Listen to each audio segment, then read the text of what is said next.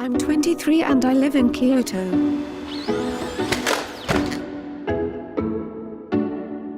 But I think the development of full artificial intelligence could spell the end of the human race. Once humans develop artificial intelligence, it would take off on its own. Should we be fearful of artificial intelligence and the pace at which it's progressing? Or should we fear fear itself and the risk of it stifling innovation? It will not be man or machine. Our purpose is to augment and really be in service. According to a recent report published by researchers from the universities of Cambridge and Oxford, OpenAI, and the Electronic Frontier Foundation, there's an assortment of ways AI could go wrong, and in the not-so-distant future. Focusing on what could happen in the next, say, 5 to 10 years, the paper draws attention to what may seem like more prosaic concerns than, for instance, a global takeover by humanoid robots with superintelligence. But whether advances in AI lead to a rise in malicious bots or the weaponizing of consumer drones, just two of the risks listed in the report, we can't help but fear what we don't understand. So, to begin, the experts weigh in. Is artificial intelligence actually intelligent? I'm Kai-Fu Lee. I run Sinovation Ventures. It's a high-tech venture capital firm in China. My name is Fei Li. I'm a professor and director of the Stanford Artificial Intelligence Lab. I'm also currently at Google on my sabbatical from Stanford. I am Jennifer Ju Scott, co-founder and principal of Radian Partner and Radian Blockchain Venture. A lot of people ask about AI and whether it's intelligent. I think today's AI, based on the current state of the art, artificial intelligence is really more of an optimizer. It's not intelligent in the same sense that we think of humans as intelligent. We acquire knowledge, we abstract, we create. There's emotion involved, and there is judgment involved, and there is a creativity involved. Cross-domain knowledge, common sense, and ability to argue, the ability to understand humor, and also self-awareness and compassion. Today's machine intelligence is far from that level of complexity.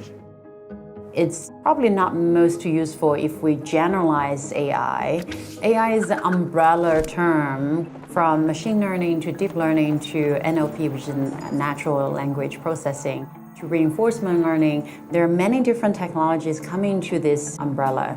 And right now we're at the stage where AI is very good at doing one single task or concentrated the task and repeated the task really, really well.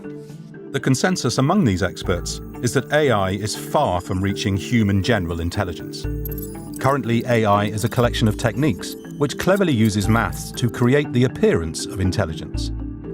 That, along with the appearance of emotional intelligence, shows that we need to build an ethical compass into these systems, or, at the least, developers have to use one in order to avoid unanticipated outcomes. But wherever this may be heading, the march of progress shows few signs of slowing down. And who's at the forefront of these advances? Kai-Fu Lee names the internet giants holding the largest amounts of user-generated data. Companies such as Google, Facebook, Amazon, and Microsoft, as well as Baidu, Tencent, and Alibaba. It's important to note that of these 7 companies, 4 are American and 3 Chinese, a near even split revealing just how fiercely competitive the field of AI has become. Over the summer, the Chinese government pledged to become the world's primary AI innovation center by 2030. Though the US still leads in terms of private investment, experts suggest that several key factors may enable China to push ahead. I think, it's quite interesting to see the duopoly between US and China. China is very interesting. It's my home country, and I see with lots of energy where things are in China. If we look at the top 100 people in AI, US probably has 80, UK and Canada probably have 15, China might have 2. On the other hand, China has 4 things going for it.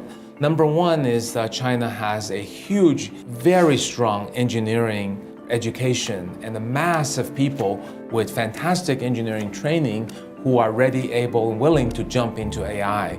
Its economy is very entrepreneurial right now, so there's an embracement of new technology and new ideas, and that is a very fertile playground for new technology. The third reason is the vast amount of data. Data is the fuel for AI, and China has more data than anybody else. 3 times more data because of 3 times more mobile users compared to the United States. It's actually 10 times more data in terms of ordering takeout, 50 times more data in terms of mobile payments.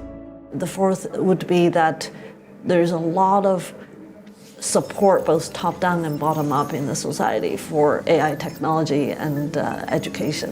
The government will put billions of dollars, not at the country level, but at the per city level, to help subsidize AI companies land, take off, and also bring back overseas talent.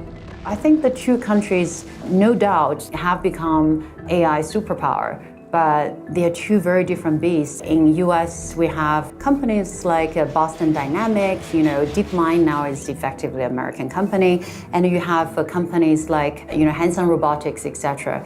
What they're producing is very inspiring, it's very futuristic. Some might argue it's slightly scary, especially with Boston Dynamics, when you see the robotics can do all this. At the same time, most of the people, including myself, we haven't really seen their products being used by everyone. And the difference in China is the engineers and developers in China are very practical.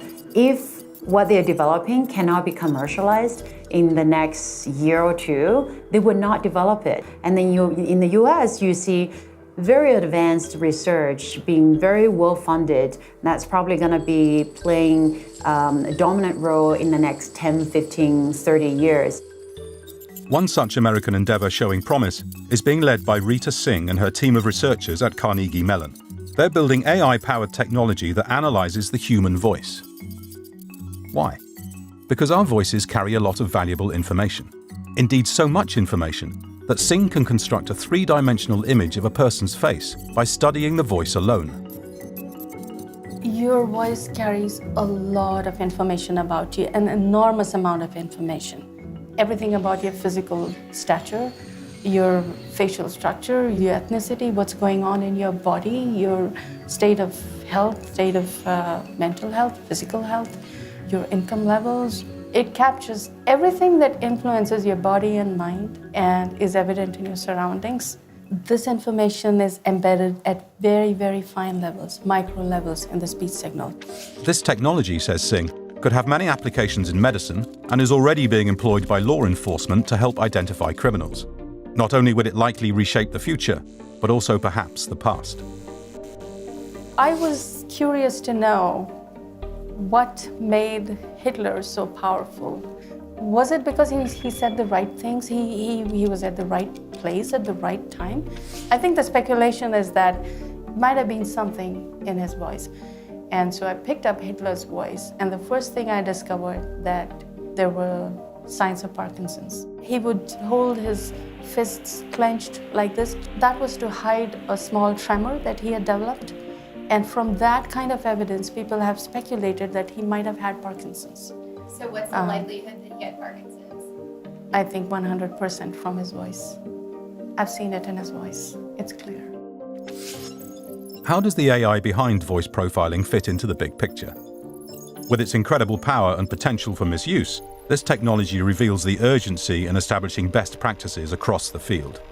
As the use of AI in criminal justice is just one of the ways in which injustice has been recognized from the use of biased datasets.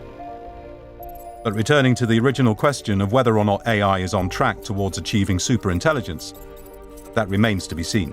AI is such a young field. It's only about 60 years old from ground zero to where we are today.